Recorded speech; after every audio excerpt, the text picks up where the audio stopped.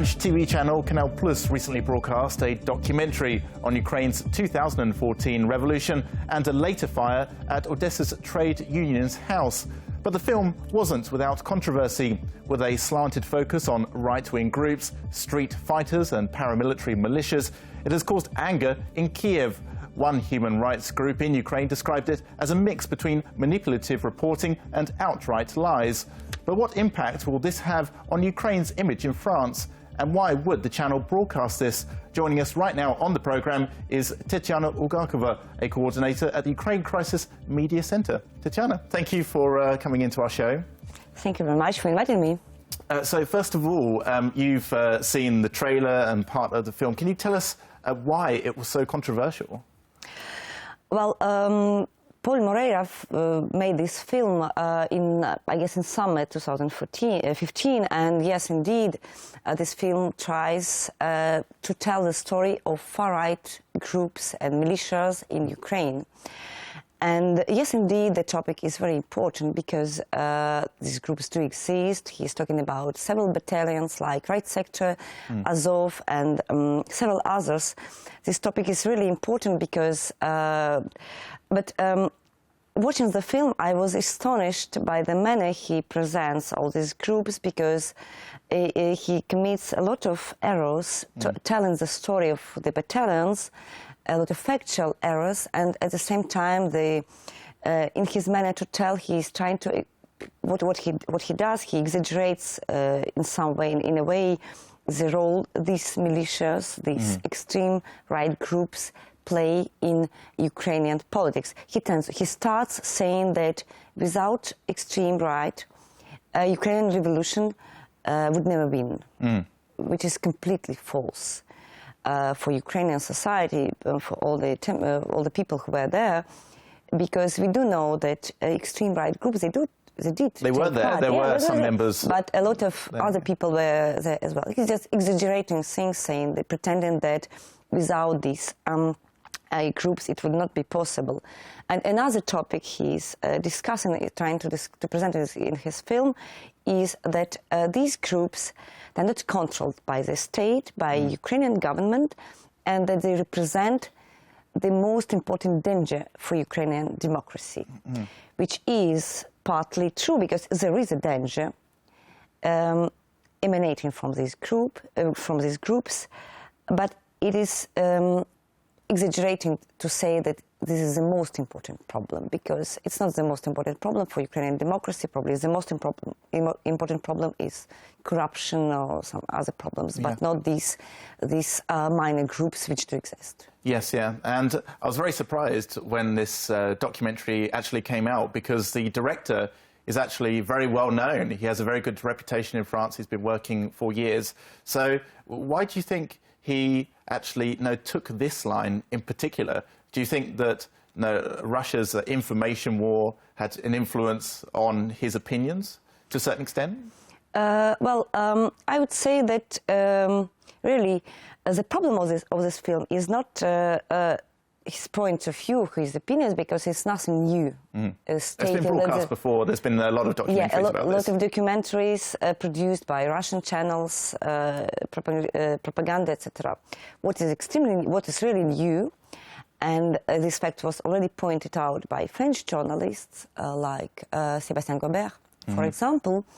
What is new, there's a French filmmaker with a very good reputation, I totally agree with you, who is author of numerous documentaries in France, who produced such a film, for a channel, Canal Plus, who has a huge audience of 5 million people. During the prime time. It's a big channel on cable, isn't it? That's the difference. And frankly, I would not say that I can clear explanation why Paul Moreira meets in so many points Russian propaganda, because probably he spent some time in Ukraine in summer, probably autumn 2015.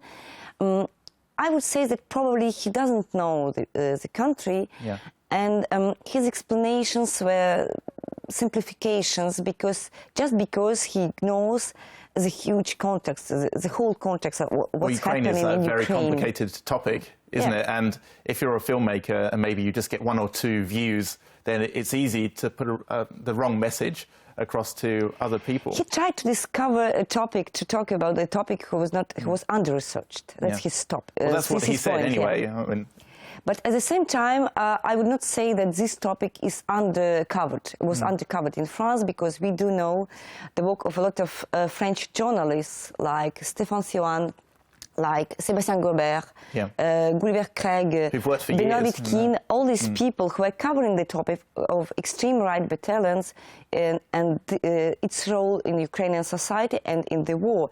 And by the way, what Paul Moreira is not talking about in his film, and not directly, not exhaustively, he's not talking about the war. He is not explaining why these extreme right battalions exist. Because that was one of the main things that he actually missed. So he focused on the far right, some of the radical battalions, you could say. But what were the main factors he actually missed, do you think, in your opinion? I would say he missed the presence of the war, because he's not talking about the war which takes place in the east of the country. He's not talking about the real problem Ukraine faces, like corruption, because when he explains the Odesa tragedy, where more than 40 people died. This was in May 2014, with the fire. And he is right to say that there were no aggressors punished. This is true. But what he's not mentioning, that aggressors at Maidan time, they were not punished neither.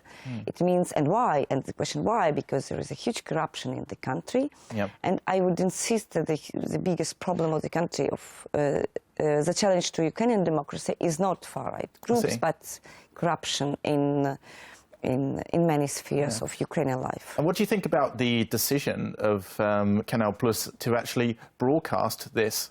I mean, Ukrainian diplomats were very quick to respond. I saw a message on Facebook that was posted by the Ukrainian embassy in Paris that actually went to the top of the management to try and get this either postponed or completely shelved. So what's your view on this? Why do you think Canal Plus actually broadcast this? I would say that it was a very important reaction to the film before it was broadcasted yesterday on Monday. There were several publications, for example, starting with Anna Kolen-Lebedev and Yulia Shukan publication in Mediapart. So they're journalists? They are specialists, I would say, researchers on Ukraine. They published this very important paper in a French newspaper, Mediapart. Later on, there were a reaction of Benoît Wittkin from one of the most influential newspaper, Le Monde. Later on, there was a publication of so-called Ukrainian Committee on Liberation newspaper. So there was a broad range of people who actually came out. And then later on, it was embassy of Ukraine in Paris reaction. And all these people were pointing out important mistakes and misleading simplifications of this film. And certainly enough, the channel, Canal Plus, was to respond. There was information saying that probably channel will postpone this film from the prime time. Later on, there was information as if channel will follow the film, the broadcast of the film with discussion, and they will invite experts. But it didn't take place, so there were no people invited to talk about it. So there's only this one view that was put across, and then they went to different programming. programming. They were evaluating the risks of saying that there's a kind of censorship, you know, when you just prohibit to broadcast a kind of film, you may be accused of censorship. Of course, yeah. I have one final question for you, Tatiana. What sort of damage do you think that this film would do to Ukraine's image in France at a time when there's a lot of effort through different programs? We have the DocuDays festival that's currently in Paris. It's a Ukrainian cultural festival. So this is one thing that's going on. But what sort of damage do you think this could do?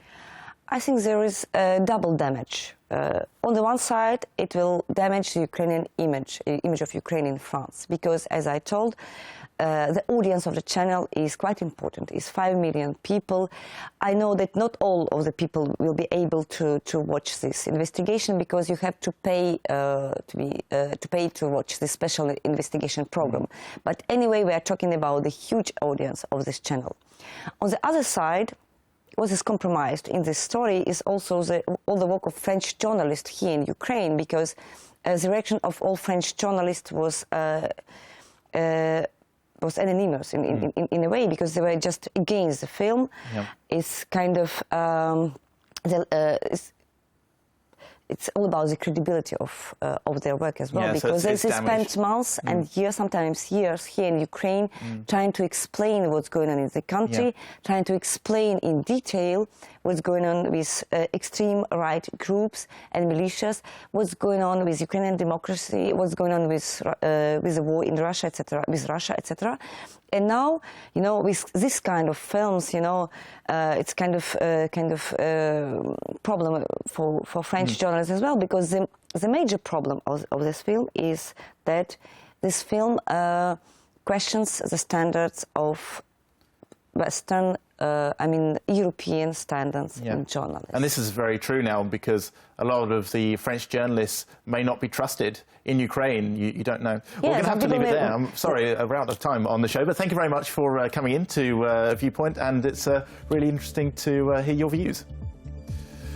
That was Tetiana Olgorkova, a coordinator at the Ukraine Crisis Media Centre. We've been talking about a new French film that was broadcast recently about the revolution in Ukraine and fire in Odesa in May 2014. Now back to the news.